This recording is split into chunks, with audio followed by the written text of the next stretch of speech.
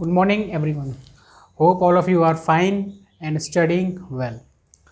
Yesterday we have discussed about exercise 1.1. Today we will complete our exercise 1.2 including all examples. ठीक है, तो आइए हम स्टार्ट करते हैं एक्सरसाइज 1.2.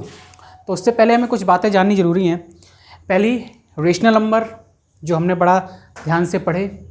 ठीक है, फिर आते इरेशनल नंबर जो हमने फर्स्ट वीडियो में पढ़े. तो रेशनल और इरेशनल नंबर ये हमने अपने फर्स्ट वीडियो में इनके बारे में जाना, तो उनको अच्छे से समझना बहुत ज़रूरी है. अब यहाँ पे तो मैं आपको इरेशनल नंबर पढ़ाने वाला नहीं हूँ क्योंकि मैं फर्स्ट लेक्चर में आपको वो सारी चीज़ें बता चुका हूँ, तो वहाँ से आप उसको पढ़िए पहले. ठीक है, क्लास 8th में क्या था, हमने रेशनल नंबर सारे पढ़े और रेशनल नंबर को नंबर लाइन पे रिप्रेजेंट किया. ठीक, अब यहाँ पर हम क्या पढ़ेंगे, इरेशनल नंबर पढ़ेंगे और इरेशनल नंबर को नंबर लाइन पर रिप्रेजेंट करेंगे. ठीक है, तो √2 रेशनल है, इरेशनल है, तो आप कहेंगे सर √2 जो है आप ही ने तो बताया था रेशनल है, तो हाँ, तो √2 क्या है, एक इरेशनल नंबर है और इसी को हमें क्या करना है, नंबर लाइन पे रिप्रेजेंट करना है. इससे पहले एक बात और समझ लीजिए, रियल नंबर्स क्या होते हैं.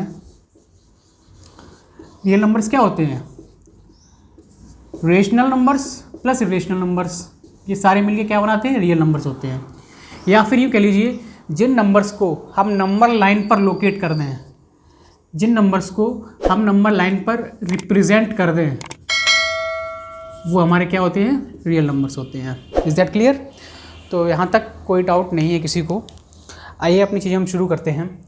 तो एग्जाम्पल नंबर 3 जो बुक में हमारा दिया गया है एक्सरसाइज 1.2 से पहले, उसमें क्या कह रहा है, लोकेट √2 ऑन नंबर लाइन. √2 को आपको नंबर लाइन पर लोकेट करना है. तो इसके लिए सबसे पहले हमें पता होना चाहिए पाइथागोरस ट्रिपलेट.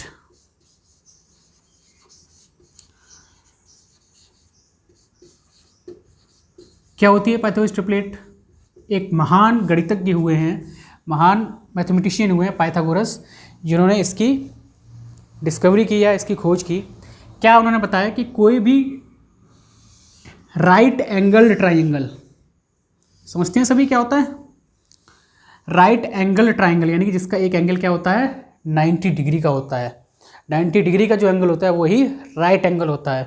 ठीक है, कोई भी राइट एंगल ट्राइंगल आप ले लीजिए,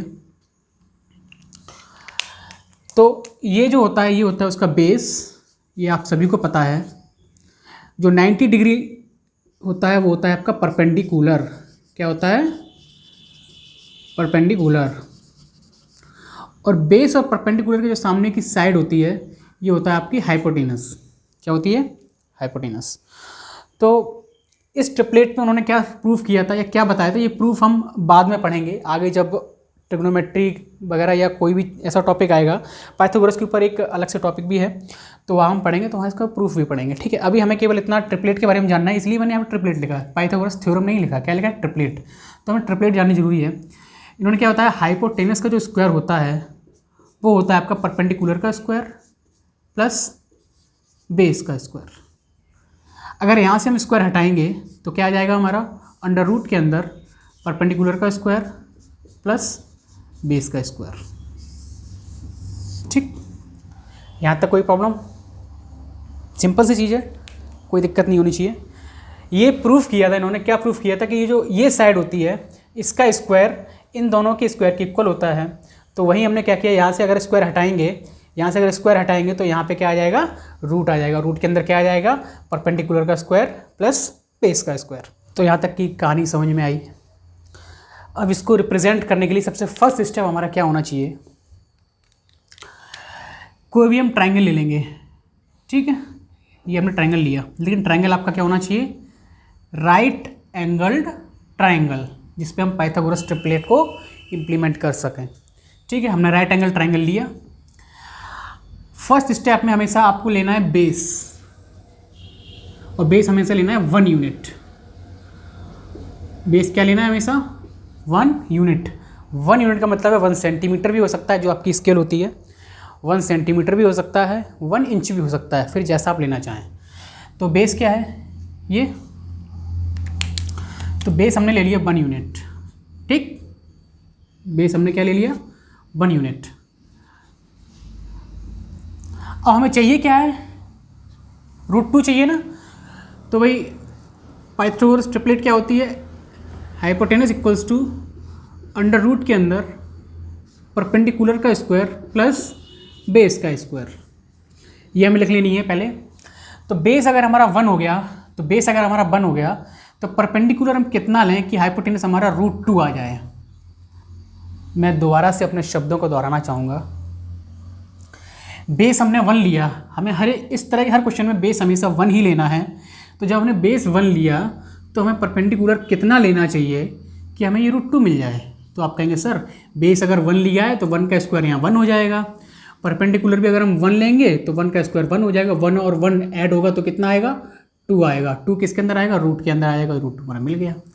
तो वही परपेंडिकुलर भी हम कितना ले लेंगे, 1 ले लेंगे। सॉरी ये तो हाइपोटेनस है, ये है परपेंडिकुलर, ये भी हम कितना ले लेंगे, 1 ले लेंगे।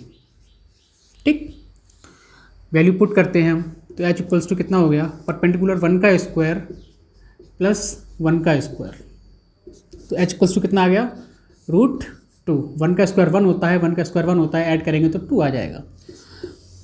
तो यहाँ तक की कहानी समझ में आई। हाइपोटेनस हमें यहाँ पे कितना मिल गया, √2 मिल गया भाई, मिल गया ABC। अब हमें क्या करना है, इसी को नंबर लाइन पे लोकेट करना है। बड़ा ध्यान से समझेंगे इस चीज़ को। एक बार अगर दिमाग में चीज़ आ गई तो √2, √3, √5 जो भी सारे नंबर है हम सभी को नंबर लाइन पे लोकेट कर सकते हैं। हम एक नंबर लाइन ड्रॉ करेंगे, ठीक, AB। बहुत ही ध्यान से समझेंगे बच्चों। एक नंबर लाइन में ड्रॉ की, इस पे हमने कोई पॉइंट 0 ले लिया, 0 के इधर -1 या -2 की कहानी शुरू हो जाती है। हम क्या करेंगे, एक्यूरेट पार्ट्स में इसको डिवाइड कर देंगे, 1 2 3 4 5 6 7 8। ये जो पार्ट्स में हमने इनको डिवाइड किया है, ये पार्ट्स की जो बीच की डिस्टेंस है वो सेम होनी चाहिए। अगर यहाँ पे 1 इंच है तो 1 इंच यहाँ भी होगा, यहाँ भी, यहाँ भी, यहाँ भी, हर जगह 1 1 1 1, क्योंकि हमने 1 यूनिट माना है। और 1 यूनिट में 1 इंच हम ले रहे हैं या 1 सेंटीमीटर ले रहे हैं, वो आपकी प्रॉब्लम है, आप किस हिसाब से इस क्वेश्चन को कर रहे हैं। ठीक है, तो मैं स्केल की जो आपकी स्केल आती है, मैंने 1 इंच के हिसाब से इनको मार्क कर लिया, एक नंबर लाइन लिया और उस पर 1 इंच का हमने गैपिंग दे दी। ठीक, अब बेस हमारा क्या है, बेस क्या है हमारा, मान लीजिए ये 0 है, ये 1 है, ये हमने अपना मान लिया बेस। भाई यहाँ से यहाँ तक 1 यूनिट हो गया, कितना हो गया, 1 यूनिट हो गया। ठीक, अब जो 1 यूनिट हमारा ये है, ये लाइन भी हम परपेंडिकुलर ड्रॉ करेंगे। प्रोट्रैक्टर आप सभी जानते हैं, डी शेप में होता है, इस शेप में होता है, उससे हम यहाँ पे 90 डिग्री मार्क करेंगे। लेकिन डिस्टेंस हमें यहाँ पे जो हमारा परपेंडिकुलर है, यहाँ पे डिस्टेंस हमें कितनी लेनी है, 1 लेनी है। डिस्टेंस कितनी लेनी है बच्चों, 1 लेनी है। ठीक है, तो इसको हम मार्क कर देंगे यहाँ पे। मान लीजिए ये डिस्टेंस 1 है तो ये भी 1 हो गई। फिर इस लाइन को हम मिला देंगे, यहाँ पे मिला दिया तो जब ये हमारा 1 है, ये हमारा 1 है, ये परपेंडिकुलर हमारा 90 डिग्री का है, तो ये हमारा √2 हो गया। ये हमने यहाँ पे निकाला, अभी यहाँ पे हमने √2 निकाला, √2 हो गया। अब हमें क्या करना है कि इसी √2 को इसी नंबर लाइन पे रिप्रेजेंट करना है, इस √2 को इस नंबर लाइन पे रिप्रेजेंट करना है। तो हम क्या करेंगे, ये जो डिस्टेंस हमारी है ये यहाँ तक, यानी कि ये पॉइंट हमारा 0 है, O मान लिया, ये A मान लेंगे, ये B मान लेंगे। तो O से A तक की जो डिस्टेंस है वो हमारी कितनी है, √2 है। तो यही डिस्टेंस यहाँ पे √2 को दिखाएगी, बताओ बच्चों, दिखाएगी, √2 है हमारी ये डिस्टेंस। यहाँ पे जो हमारा कंपास होता है, कंपास को हम यहाँ रखेंगे और पेंसिल को यहाँ से यहाँ तक लेके इसको, इस आर्क को मेज़र करेंगे। ठीक है, इस आर्क को मेज़र करने के बाद ये आर्क इसी पॉइंट से, कंपास की टिप हमें यहाँ रखनी है और यहाँ हमें आर्क लगा देना है। भाई ये वही डिस्टेंस तो हमारी आ जाएगी, जो डिस्टेंस हमारी यहाँ से यहाँ तक है, यही डिस्टेंस हमें यहाँ पे नंबर लाइन में लोकेट करनी है। तो ये हमारा क्या हो गया, √2। ये हमने √2 को क्या कर दिया, नंबर लाइन पे रिप्रेजेंट कर दिया या लोकेट कर दिया। यहाँ तक की कहानी समझ में आई। एक चीज़ हमें ध्यान में रखना है, लिया है और ओ ए हमारा कितना आ गया, √2 आ गया, और ओ ए √2 है तो ओ यहाँ हम पॉइंट डी दे देंगे नंबर लाइन पे, तो ओ डी इक्वल्स टू हमारा कितना हो गया, √2 हो गया, जो कि एक नंबर लाइन पे हम इसको क्या कर रहे हैं, रिप्रेजेंट कर रहे हैं। होप आप सभी को ये चीज़ समझ में आई होगी, बिल्कुल बेसिक सी चीज़ है, ठीक है। √2 को हमने समझा नंबर लाइन पे कैसे लोकेट करेंगे, ठीक है। एग्जाम्पल में सारी लैंग्वेज आपको दी गई है, यहाँ पे सारी लैंग्वेज लिखना थोड़ा सा ट्रिपिकल है, नहीं तो सारी लैंग्वेज में आपको लिख के दिखा था। एग्जाम्पल में इस क्वेश्चन को कॉन्सेप्ट मैंने क्लियर कर दिया, आपको सारा कॉन्सेप्ट क्लियर है। इसी तरीके से क्वेश्चन को होगा। किसी को कोई डाउट हो तो डाउट सेक्शन में आप बता सकते हैं, लेकिन जो थ्योरी आपकी एग्जाम्पल में लिखी हुई है उस थ्योरी को आपको एज इट इज़ लिखना है, उसके बाद इस क्वेश्चन को सॉल्व करना है। सॉल्व करने का मेथड या तरीका मैंने आपको समझा दिया है, ठीक है। नेक्स्ट एग्जाम्पल है √3 को कैसे रिप्रेजेंट करते हैं, आइए उसको देखते हैं। √2 को रिप्रेजेंट करने के बाद अब नेक्स्ट एग्जाम्पल आपका दिया है लोकेट √3 और नंबर लाइन। इसको भी समझ लेते हैं डिटेल। भाई √3 हमें चाहिए, क्या चाहिए, √3। सबसे फर्स्ट स्टेप क्या है, बेस हमें क्या मानना है, 1 यूनिट। बेस हमने 1 यूनिट मान लिया, तो पाइथागोरस ट्रिपलेट हमारी क्या थी, h यानी हाइपोटेनस, ये h है, ये बेस है और ये परपेंडिकुलर है। अंडर रूट के अंदर परपेंडिकुलर का स्क्वायर प्लस बेस का स्क्वायर। Is that clear.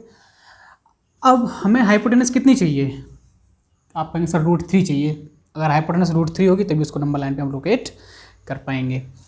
तो एक बात बताओ बच्चों, ये हमने लिया बेस हमारा 1 स्क्वायर हो गया। अब यहाँ हमें √3 चाहिए, क्या चाहिए, √3।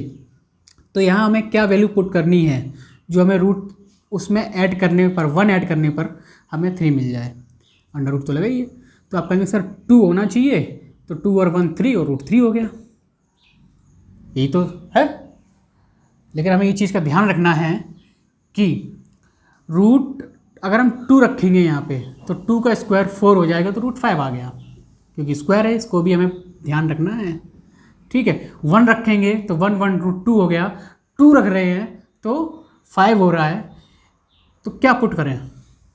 तो बड़ा गौर से देखना बच्चों, हम यहाँ पर √2 पुट करते हैं प्लस 1 का स्क्वायर, कितना आ गया, √2 का स्क्वायर कितना होगा, आप कहेंगे सर √2 का अगर हम होल स्क्वायर करते हैं तो रूट की वैल्यू क्या होती है, 1/2 होती है।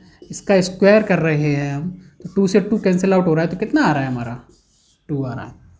तो √2 का होल स्क्वायर अगर हम कर रहे हैं तो कितना आ गया हमारा, 2 आ गया प्लस 1, ये कितना आ गया हमारा, √3।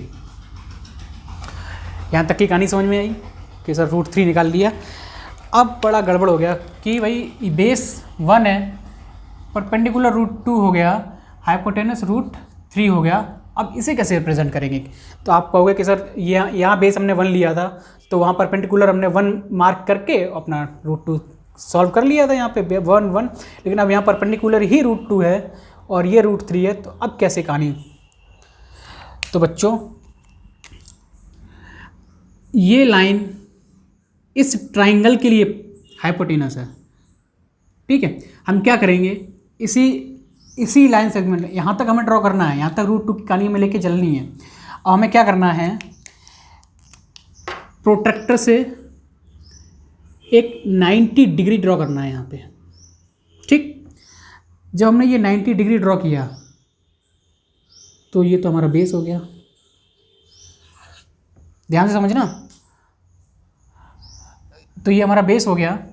जब यहाँ से हमने 90 डिग्री ड्रॉ किया तो ये हमारा बेस हो गया, तो ये अगर हमारा बेस है तो ये क्या हो गया, हमारा परपेंडिकुलर हो गया, √2 क्या हो गया, परपेंडिकुलर हो गया।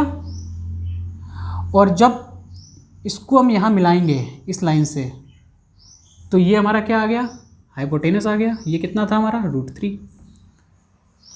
समझ में आई कहानी। हमने क्या किया, √2 तक तो वही चीज़ थी हमारी, हमने इस ए पॉइंट से 90 डिग्री लाइन खींची, प्रोट्रैक्टर से 90 डिग्री खींचा, उसको हमने 1 यूनिट लिया, जो 1 यूनिट ये चल रही है कहानी, ये 1 यूनिट चल रही है, उसको हमने यहाँ पे भी क्या लिया, 1 यूनिट लिया, ठीक है। यहाँ पे हमने उसको 1 यूनिट लिया। उसके बाद हमने क्या किया भाई, ये बेस है तो ये हमारा परपेंडिकुलर होगा, और परपेंडिकुलर की वैल्यू कितनी है हमारी, √2 है, तो √2 हमारी आ गई, पहले से थी, ठीक है। ये 1 है, ये √2 है, तो हाइपोटेनस हमारा कितना आएगा, √3, जो हमने यहाँ पे निकाला है h = √3, ठीक। अब हमें क्या करना है, कंपास लेना है, कंपास की टिप यहाँ रखनी है, पेंसिल से ये लाइन मीज़रमेंट, यहाँ आर्क मीज़रमेंट करना है, और इसी आर्क को यहाँ पॉइंट से जब मार्क करेंगे तो लंबा लाइन पे मार्क करेगा ये यहाँ, मतलब जहाँ भी करे वही आपका √3 हो गया पॉइंट। तो उसको भी हमने नंबर लाइन पे क्या कर लिया, लोकेट कर लिया। तो स्टेटमेंट वगैरह एग्जांपल में दी गई है, वो सारी आपको लिखनी है, ठीक है। वही स्टेटमेंट आपको लिखनी है जो आपके एग्जांपल में दी गई हैं। Is it clear? स्टेटमेंट्स आपको एग्जांपल में दी हैं वो आपको करनी है, बाकी कॉन्सेप्ट इतना ही है इसका, ठीक है। एग्जाम्पल 2 थे, अब बढ़ते हैं एक्सरसाइज की तरफ। एग्जाम्पल्स दोनों हमने समझे और बहुत समझदार बच्चे हैं और दोनों ने बहुत अच्छे से समझे, सभी बच्चों ने बहुत अच्छे से समझ में आया एग्जाम्पल्स। एक्सरसाइज 1.2 का फर्स्ट क्वेश्चन है ट्रू एंड फॉल्स, और आपको ट्रू फॉल्स बताना भी है, साथ में जस्टिफाई भी करना है। तो मैं आपको एक्सप्लेन कर दूंगा, जस्टिफाई आप खुद करेंगे लैंग्वेज में अपनी। फर्स्ट कह रहा है every irrational number is a real number. क्या सभी इरेशनल नंबर रियल नंबर्स होते हैं? शुरू से जब से मैं आपको पढ़ाना शुरू किया है चैप्टर फर्स्ट, तब से मैं आपको बता रहा हूँ रियल नंबर्स क्या होते हैं, rational numbers plus irrational numbers. Real numbers क्या होते हैं, रेशनल और इरेशनल नंबर्स का करेक्शन होता है। तो ये क्या है भाई, रियल नंबर इरेशनल नंबर क्या होंगे, रियल नंबर्स होंगे, तो ये क्या हो गया हमारा, ट्रू हो गया, ठीक। फिर हम क्या लिखेंगे, since we know that every real number, यानी real number is a collection of rational और irrational number, so we can say that what we can say that every rational number is a real number. कहानी समझ में आई बच्चों? Next हम देखेंगे क्या कह रहा है, second part, every point on the number line is of the form √m where m is natural number. कह रहा है कि नंबर लाइन पर क्या जो भी नंबर रूट में होते हैं उन सभी को हम रिप्रेजेंट कर सकते हैं। आप कहेंगे नहीं सर ऐसा तो नहीं है, फॉल्स है ये। भाई आपको बोला जाता है कि आप √2 को रिप्रेजेंट करें, आपने कर दिया, ठीक है। अगर कहीं लिखा हुआ है कि -√4 इसको रिप्रेजेंट करें, तो माइनस के नंबर्स को रूट में हम रिप्रेजेंट नहीं कर सकते हैं नंबर लाइन पर, ठीक है। तो ये चीज़ हमें कहानी समझ में आई, उसको भी हम अपनी लैंग्वेज में यहाँ पे लिख सकते हैं, ठीक है। Now next, every real number is irrational number. Every real number is irrational number, बहुत ध्यान से पढ़िए इसको। क्या कह रहा है, every real number is irrational number.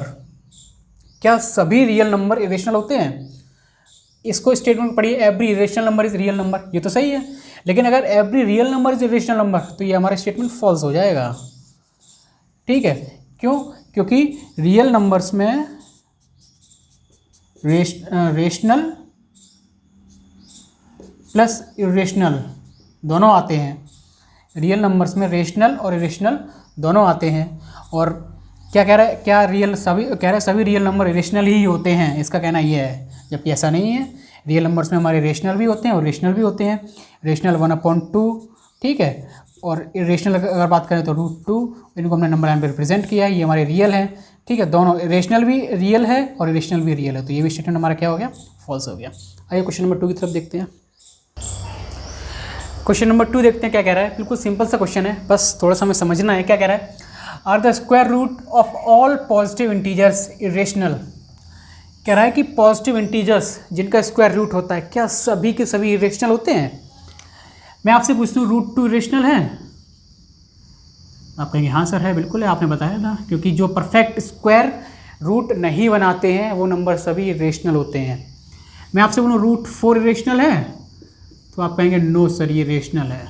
कैसे भाई, √4 को हम क्या लिख सकते हैं, 2 लिख सकते हैं, और इसको रूट जब हटाएंगे तो पावर 1/2 हो जाएगी, 2 से 2 कैंसिल आउट हो गया, क्या आ गया 2 आ गया, तो रूट 4 क्या हो गया 2 हो गया। रूट 25 की बात करें तो रूट 25 क्या हो जाएगा 5 हो जाएगा। रूट 16 की बात करें तो क्या हो जाएगा 4 हो जाएगा। तो ये सारे परफेक्ट स्क्वायर बनाते हैं। जो परफेक्ट स्क्वायर बनाता है वो आपका क्या होता है रेशनल नंबर्स होते हैं, ठीक है। तो हम क्या लिखेंगे, the square root of all positive integer are not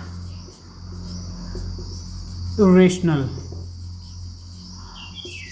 For example, root 4 equals to 2, root 25 equals to 5, root 16 equals to 4। बहुत सारे ऐसे एग्जाम्पल्स जो हम लिख सकते हैं, ठीक। नेक्स्ट देखते हैं क्वेश्चन नंबर 3 क्या कह रहा है। यहाँ तक समझ में आया सभी को, ठीक है। क्वेश्चन नंबर 3 देखते हैं। Now question number 3, locate root 5 on number line. Number line पर प्रेजेंट करना हमने एग्जाम्पल से सीखा है। आइए वही प्रोसेस हम इस क्वेश्चन में इम्प्लीमेंट करते हैं। भाई रूट 5 को हमें लोकेट करना है। सबसे फर्स्ट काम क्या है, हमें ट्राइंगल बनाना है जो हमारा राइट एंगल ट्राइंगल होना चाहिए, ठीक है, जिसमें बेस ये होता है, हाइपोटेनस ये, परपेंडिकुलर ये। बेस हमने 1 यूनिट ले लिया, ठीक है। अब परपेंडिकुलर हमें पता करना है।